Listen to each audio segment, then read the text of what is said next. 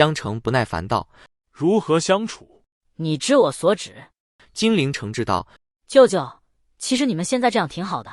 小孩子不懂事就少说话。”我不是小孩子了。金陵耐心劝道：“舅舅，你们一直这样吧。”笑话，这是我能决定的吗？金陵不再说话。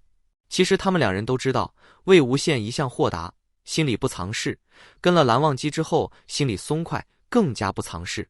魏无羡既然记得最近几年之事，就应该记得他们俩之间那种疏远的、微妙的感觉。但是他今日表现得亲密无间。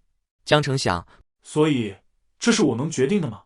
菩提本无树，明镜亦非台，本来无一物，何处惹尘埃。魏无羡在云母雪笺上端端正正地写下这个字，一笔一画，态度恭谨郑重。此字写得柔婉俊秀，内中却有刚骨。他已经忆起所有事。魏无羡自村中救出的弃婴，命名为情，以此追忆祭奠温情。香消玉殒，魂消魄散，独你扬灰错骨。蓝情。蓝忘机臂弯中抱着熟睡的小苹果，温柔拍抚摇晃。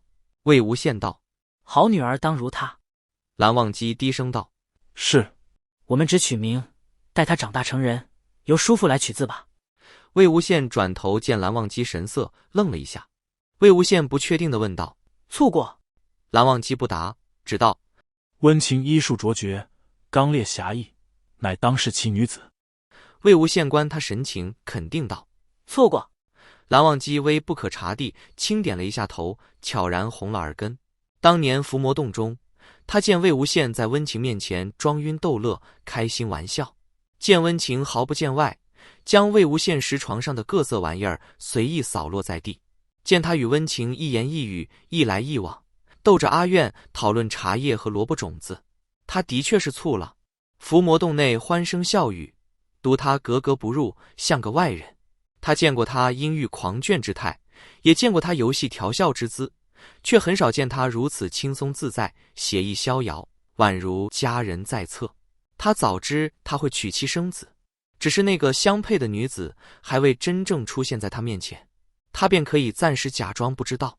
毕竟罗清扬不过一面之缘，江厌离早就心有所属。可是他见到了温情，独温情鲜艳明媚，更兼医术驰誉，连性子都同他一样飒爽不羁。两人谈吐亲密默契，很是般配。世人都道他在乱葬岗占山为王，驱鬼纵妖，可他过的大抵是有知己相伴，笑笑闹闹的日子。不像他，明知他好恶，却仍是不善言辞，每每交谈，三言两语便会不欢而散。于是他忽然一语不发地转身朝洞外走去。小阿苑留他吃饭，他也沉默不语。那恐怕是他吃醋最狠的一次，亦是最后悔的一次。再灰心，他也不该离开。魏无羡回想当日情境，便知他是真的醋过，恐怕还醋得相当厉害，毫无调笑心思。魏无羡当真是心疼了。魏无羡轻轻抱住蓝忘机的胳膊，同他一起将小蓝情圈在中间。魏无羡以额头抵住蓝忘机的下巴，轻声说：“那日你离开乱葬岗，温情还问过我，我从没往乱葬岗上带过人，为何独独带了你上去？为何我与你直接以名相称？”蓝忘机微微低头，亲吻魏无羡的额头。魏婴，我知。逝者已矣，何况对象是岐黄圣手，神医温情，无意义的飞醋，是对亡者的不庄重。魏无羡摇头：“二哥哥，你只知我从小便待你特殊，与旁人不同。”魏无羡叹气，缓缓道：“温情原是有心上人的，是温氏另一旁支，两人青梅竹马，一同长大，以致谈婚论嫁。后来战事爆发，温情那一脉温家人的确只钻研医术，只救人不杀人，但他心上人那一脉不仅卷入了射日之争，还在战场上对上了云梦江氏。”魏无羡深吸一口气，低声道：“据说他的心上人尸骨都未能寻回来，似是自嘲一般笑笑，或许是死于我手，也未可知。正因如此，战后被俘，温情并未第一时间向莲花坞求援，所以才错过了最佳时机，使得魏无羡匆忙之中上金陵台要人，砸了金光善的场子，杀了穷奇道的监工，落人口实，彻底与兰陵金氏交恶。这件事是温情有一次喝多了才说出来，他很后悔，后悔没有早一点来找我，把我逼得太急，让我毫无回旋余地。他喝得很醉，一直向我道歉。蓝忘机摇头，不是他的错，亦不是你的错。人心难测，防不胜防，匹夫无罪，怀璧其罪。蓝忘机认真道：魏婴，你们都无错，没有温情温宁，也会有其他借口。魏无羡笑笑，这点他也想过，但明知是局，他也心甘情愿跳了。总之，二哥哥，我知你不会认为我曾对温情留心，我说出来是不想你猜测温情是否曾对我有意。魏无羡笑道：谁叫我天纵奇才，英俊风流，遇到我的姑娘都很难不多看我两眼。蓝忘机把魏无羡的浑话全数含进嘴里，末了在他下唇重重咬了一下。魏无羡吃痛的嘤咛一声，双唇被他亲得嫣红娇嫩，水光润泽。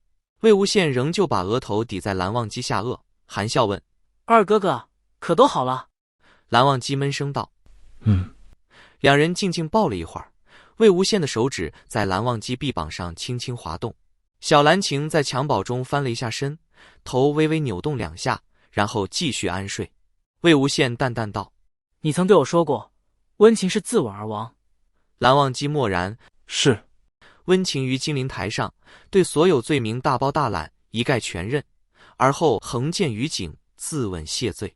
金光善丧心病狂，欲当众鞭尸泄愤，挫骨扬灰，以致温宁当场发狂。好在他没受什么苦。蓝忘机无言半晌，才道：兰情，我们好好抚养。魏婴，你可愿正式收养？下月便可修谱，寄入你我膝下。魏无羡思索一番，只道：还是算了。韩光俊和夷陵老祖的养女太过特殊，怕是会引人侧目。你若是担心世人非议，是，但不全是。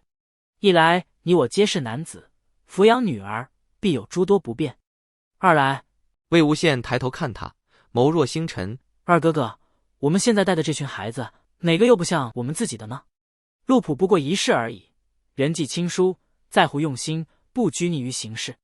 你想好了？魏无羡笑道：我们若是正式收养了兰情，怕是有几个年纪小的孩子要吃味了。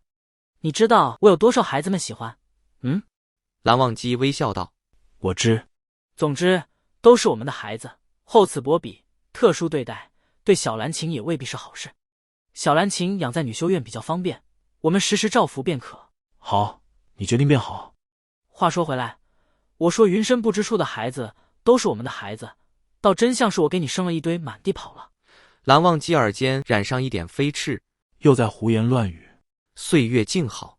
魏无羡甜蜜微笑，踮起脚尖，重新吻住他的仙君。杨柳青青江水平，闻郎江上踏歌声。东边日出西边雨，道是无情却有情。所以，忘机，你的确说过，搬迁损失若官府未能及时赔偿，姑苏兰氏定会代为补偿。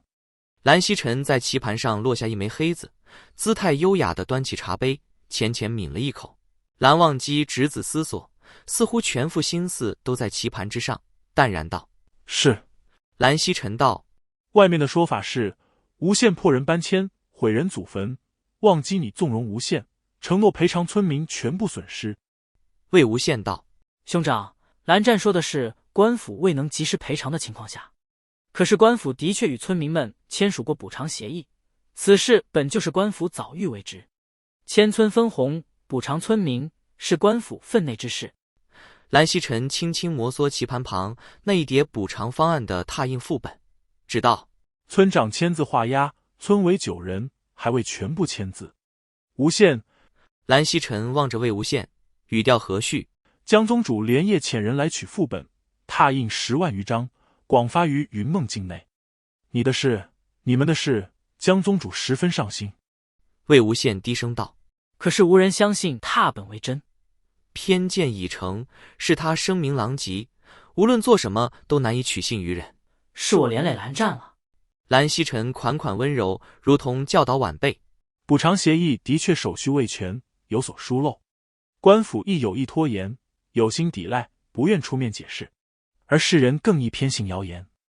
谣言耸人听闻，谣言戏剧十足，谣言刺激有趣，谣言消解无聊，谣言总是传播更广。